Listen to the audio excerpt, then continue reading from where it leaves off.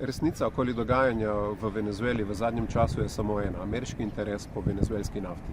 Glede na to, da Venezuela leži na največjem nahajališču surove nafte na svetu, je jasno, da si ZDA želijo razširiti svoj vpliv in svoje črpališča tudi na to območje. In kot kaže, se ne bodo ustavile za nobeno ceno, tudi na račun državljanske vojne v Venezueli. S tem, ko je vlada Republike Slovenije podprla oziroma priznala gospoda Guaidoja, ki se je samo oklical za predsednika, kot legitimnega, je samo sostorilec v teh dejanjih in pomeni pravzaprav podporo v intervencionizmu, ki je v mednarodnem pravu kršitev osnovnih načel, kot jih opredeljujejo Združeni narodi.